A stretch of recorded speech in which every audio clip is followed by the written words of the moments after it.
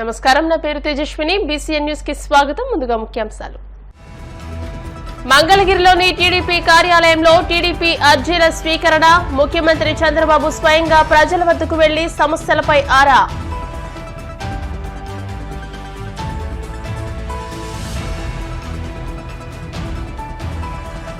Deputy CM Pawan Kalyan దృష్టికి బాలిక అదృశ్యం కేసు. తక్షణ చర్యలు తీసుకోవాలని మాచవరం పోలీసులకు ఆదేశం.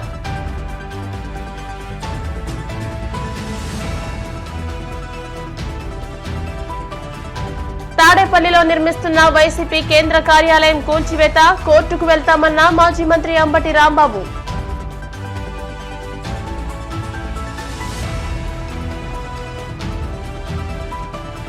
కేరళలోని కల్లార్లో ఏనుగు బీభత్సం. మావటిపై దాడి, అక్కడికక్కడే మృతి. టీడీపీ కేంద్ర కార్యాలయంలో సీఎం చంద్రబాబు ప్రజల నుంచి వినతులు స్వీకరించారు. ప్రతి శనివారం పార్టీ కార్యాలయానికి వెళ్లి కార్యకర్తలు, సామాన్య ప్రజల్ని కలిసేందుకు సమయం కేటాయిస్తారని ఆయన గతంలోనే చెప్పారు. అందులో భాగంగానే కార్యాలయానికి వచ్చిన ముఖ్యమంత్రికి వందల మంది ప్రజలు వారి సమస్యలపై వినతి పత్రాలు ఇచ్చారు. చంద్రబాబు అక్కడికి రావడానికి ముందే ప్రజలు బారులు తీరారు. దీంతో పార్టీ కార్యాలయ ప్రాంగణంతా కిక్కిరిసిపోయింది. బారులు తీరిన ప్రజల వద్దకు చంద్రబాబు స్వయంగా వెళ్లి వినతులు స్వీకరించారు. పెన్షన్ల పెంపుపై పలువురు వృద్ధులు సీఎంకు ధన్యవాదాలు తెలిపారు. దివ్యాంగులు కొంతమంది తమకు సాయం చేయాలని కోరగా ఆయన సానుకూలంగా స్పందించారు. అందరి సమస్యల్ని శ్రద్ధగా విన్నారు.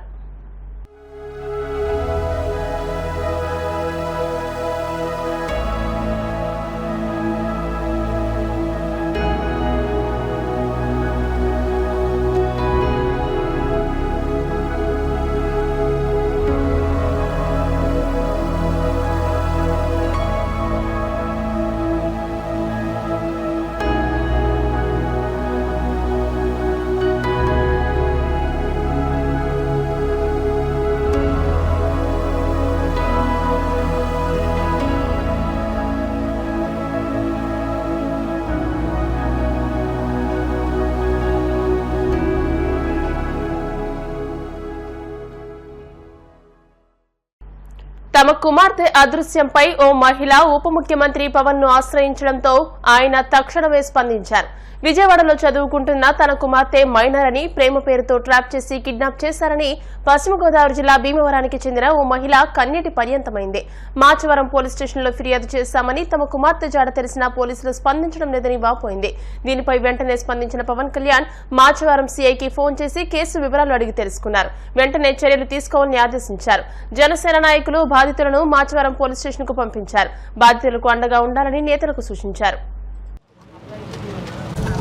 చేసి తీసుకెళ్తూ అది మా మూడో రోజు అక్టోబర్ 8న ఫైట్ చేసి ఫైట్ చేసిన తర్వాత మూడో రోజు హైదరాబాద్ ప్రెస్ అవుట్ అయ్యాల్సి ప్రెస్ అవుట్ అయితే అక్కడ ఏమీ తెలియదు అని చెప్పేసి అక్కడికి ఏం చేసి ఇన్ని రోజుల నుంచి నా పిల్లలు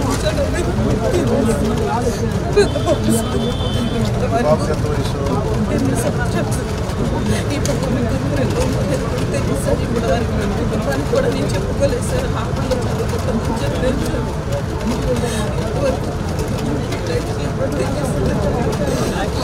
పోలీసులు న్యాయం చేస్తారని చెప్పి ఇప్పుడు ఆయన కూడా నాకు ఇప్పుడు వెళ్ళాడు. క్రైమ్ బ్రాంచ్ పంపించారు. ఇక్కడ Machavaram PS sir, Vijayawada Machavaram PS sir.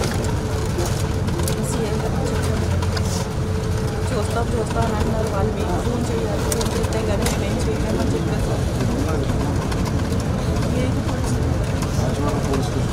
FIR పెట్టారు సార్. నమస్కారం సార్. నా దగ్గరికి శివకుమారి గారు అని చెప్పి George institute of global health private కంపెనీలో పనిచేస్తున్నారు. వాళ్ళు మన వాళ్ళ అమ్మాయిని 8 months బ్యాక్ కిడ్నాప్ చేశారని ఒక కేసు వచ్చింది సార్. వాళ్ళ అమ్మాయిని అది 8 months అది మనకి ఎఫ్ఐఆర్ కూడా ఉంది సార్.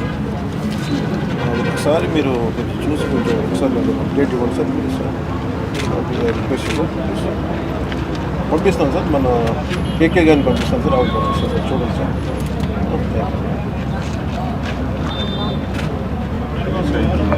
మీరు వెళ్ళండి.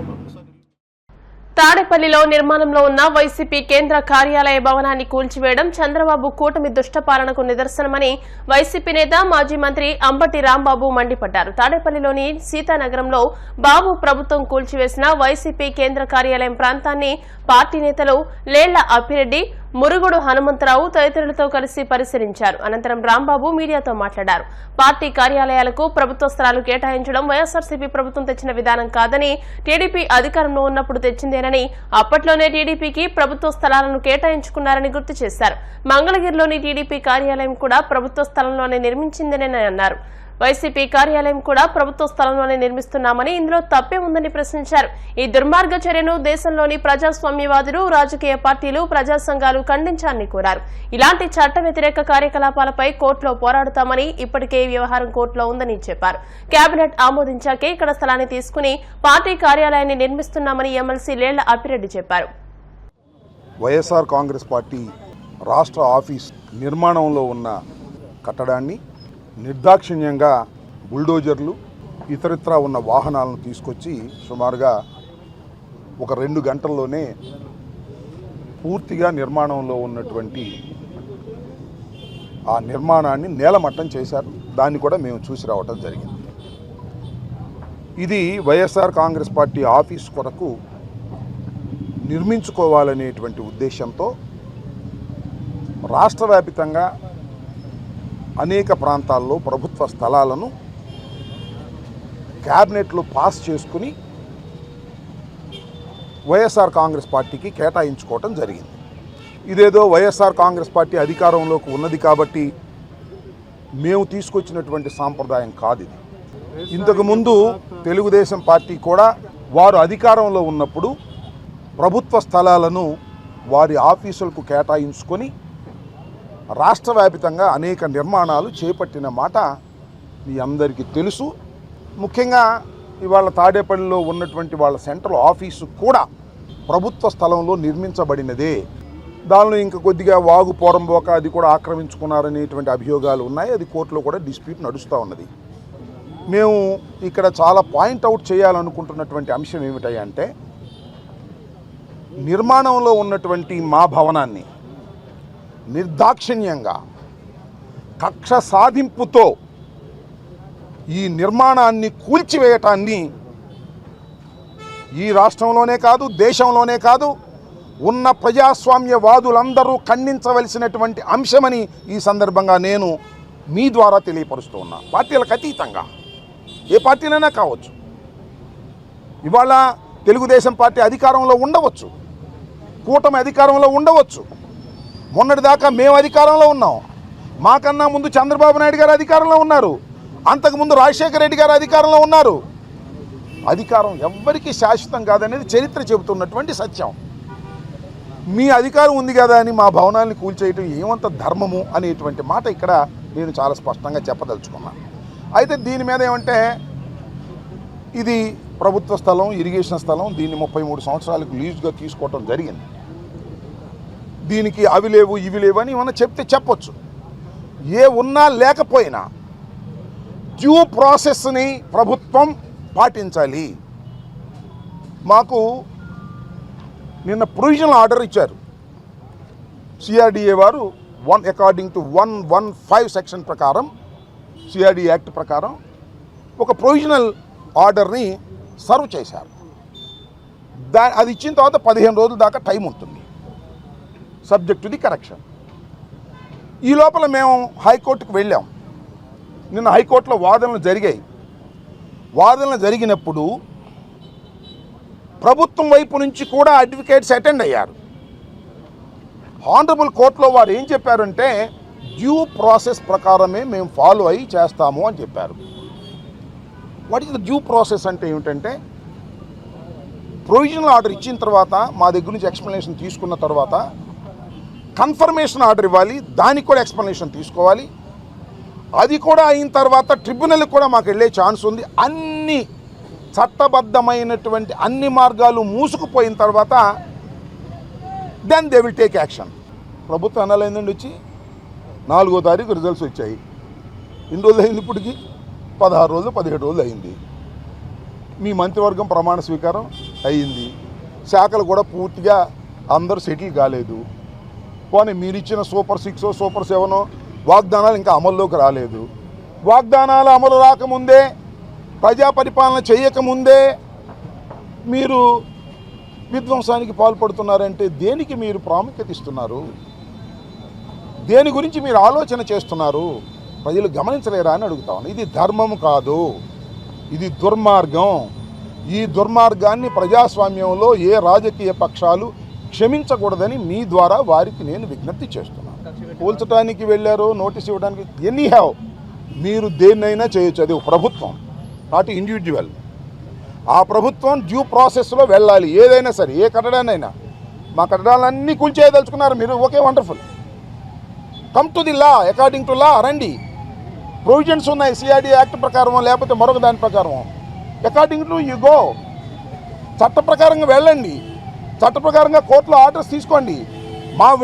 మేము చెప్పేది కూడా వినండి. విన్న తర్వాత మీరు ఏం చేసినా అది చట్టబద్ధంగా ఉండాలి తప్ప చట్ట వ్యతిరేకంగా మీరు చేసేటటువంటి కార్యక్రమాలు చేస్తున్నారు. ఇది ధర్మం కాదని మాత్రం చెప్పదలుచుకోండి. What I want to say, ఇవాళ కూల్చివేత చట్టబద్ధంగా జరగలేదు, డ్యూ ప్రాసెస్ ప్రకారం జరగలేదు, ఒక కక్ష సాధింపుగా జరిగిందనేది నా ఆరోపణ. అవునో కాదో రాష్ట్ర ప్రజలు ఆలోచించండి. మేము ఓడిపోయి ఉన్నాం, 11 వచ్చాయి. Of course that is a different matter. గర్భిణి ప్రాణాలు కాపాడేందుకు తీవ్రంగా ప్రయత్నించామని అయినా మరణించడం అత్యంత బాధాకరమని కాకినాడ రమ్య హాస్పిటల్ వైద్యులు పితాని అన్నవరం, ప్రభావతిలు ఆవేదన వ్యక్తం చేశారు. ఆసుపత్రిలో ఏర్పాటు చేసిన మీడియా సమావేశంలో జరిగిన సంఘటన వివరాలను వెల్లడించారు. ఈ సందర్భంగా వారు మాట్లాడుతూ, కాకినాడ రూరల్ కోవాడ గ్రామానికి చెందిన శిరీష ప్రసవ నిమిత్తం గురువారం ఉదయం ఆసుపత్రిలో చేరారని, ఆమెకు అన్ని వైద్య పరీక్షలు నిర్వహించగా సాయంత్రానికి నొప్పులు రావడంతో ప్రసూతి గదిలోకి తీసుకువెళ్లామన్నారు. మరో 15 నిమిషాల్లో ప్రసవం అవుతుందనగా ఆమెకు అధిక రక్త ప్రసరణ, గుండె పనితీరు తగ్గిపోవడం, కాలేయ వంటి సమస్యలు ఒక్కసారిగా తలెత్తడంతో ఆమె అపస్మారక స్థితిలోకి వెళ్లిపోయారని అన్నారు. గర్భిణిని, శిశువును కాపాడాలని ఎంత ప్రయత్నించినా ఫలితం దక్కకపోవడం దురదృష్టకరమన్నారు.